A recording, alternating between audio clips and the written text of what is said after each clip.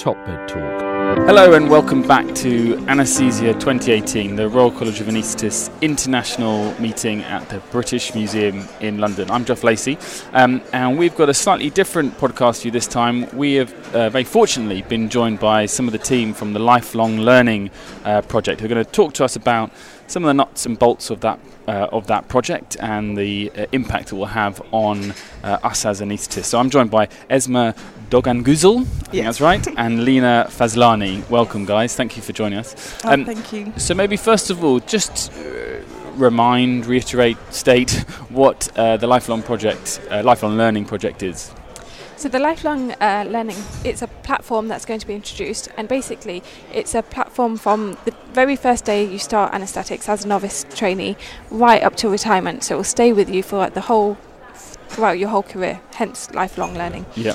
And it's going to include various things, including a logbook. So everyone will have the same logbook, which will be accessible on the phone, on the computer. And on this platform, you will also be able to have your assessments, your MSFs on there. And hopefully everyone will find that it's a lot easier to use, and attaching documents is easier.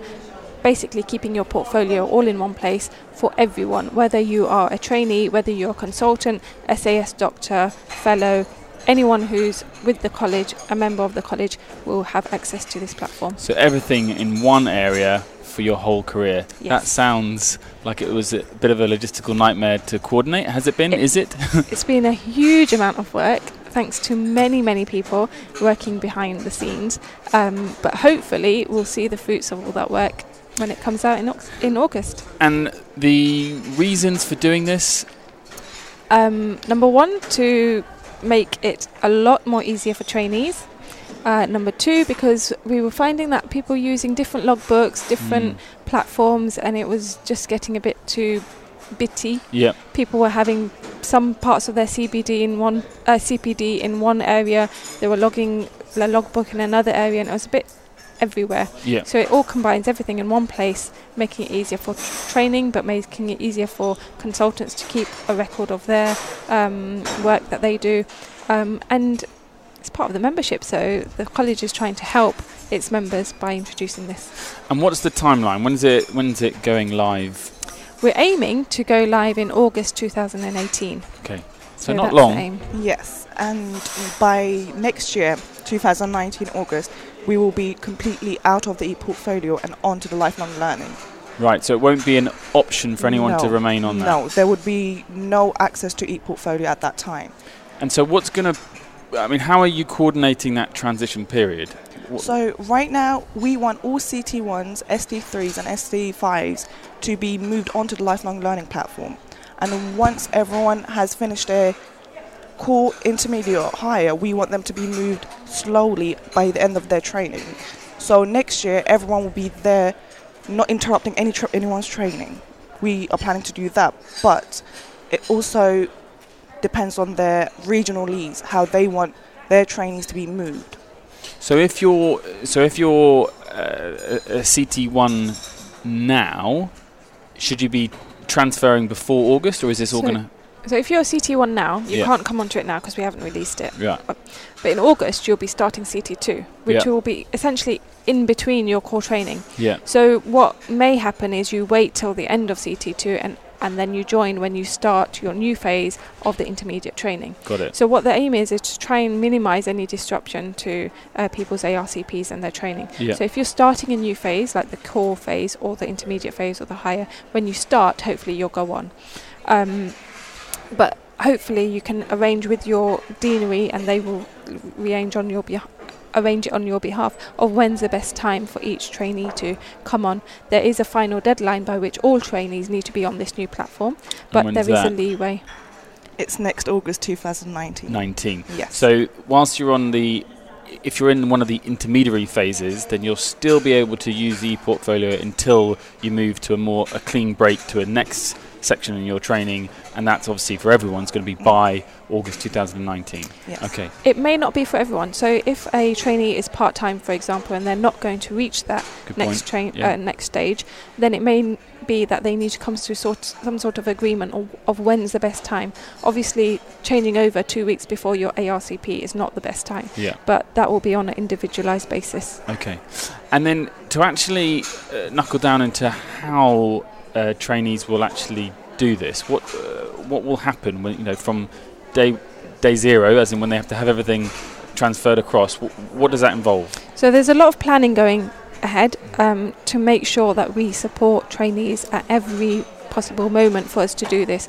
We're doing webinars which will be released and also available to watch on YouTube.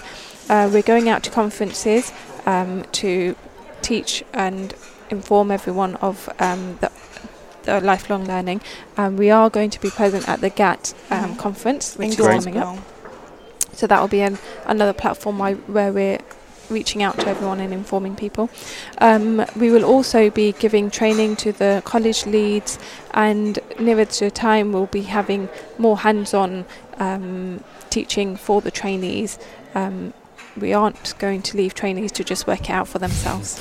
And will it be a case that you can simply transfer everything across, or will it be a clean break?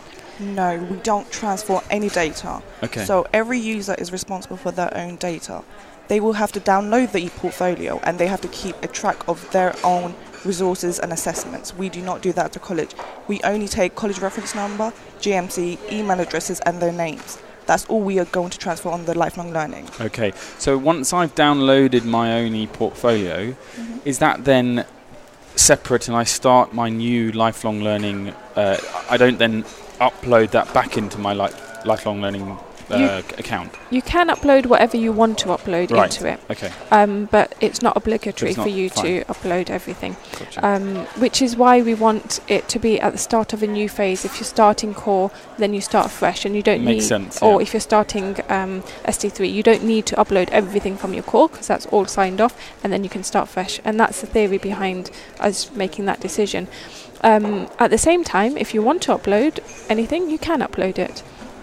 But it's entirely up to you. And that's the reason why we've given the onus of uploading and downloading to the trainees or the doctors themselves, because then they can choose what they want to take across onto the new platform. And so, I mean, that's obviously all relevant for the trainees. For consultants, it seems like it'd be a slightly more smoother process, simpler process. Is that correct? Or are there any hurdles that you're finding with that cohort? No, we don't find any hurdles. They would have if trainees have one section of the lifelong education supervisors, clinical supervisors, consultants will have extra bits added. Also, we will have the CPD on the lifelong learning soon. Not this August, but we are working on it, and CPD will also be in this lifelong learning. So it will all be in one place rather than having different websites, different having usernames. It will be in one. Great.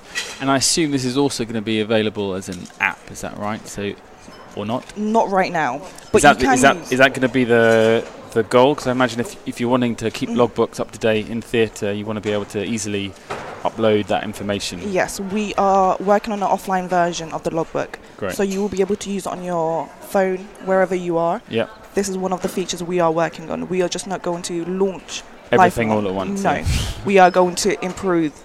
That's the aim of lifelong learning. So the benefit of this platform is the Royal College of Anaesthetists are in control. Right. And so as we find anything that can be improved or any suggestions that are made to us for improvement, we can still implement that. So August 2018 isn't the final product. Right. We can still improve it and add things and take things away. It will be a lifelong project for everyone. Exactly. So just to summarise again, so it's going live in August this year. Yes. And then ideally you're going to have everyone solely using the lifelong project by 2019. August. Okay. And you guys are going to be at plenty of conferences, particularly GAT, to help promote the processes involved in this. But also you're going to be doing some webinars via the college website, I presume, or how's that going to happen? It's going to be on the college website and it's going to be on YouTube. Okay. So if they just type in RCoA, they will find the webinars. Fabulous. Great. Well, thank you for taking time to talk to us. That'll be very helpful information for a lot of people out there.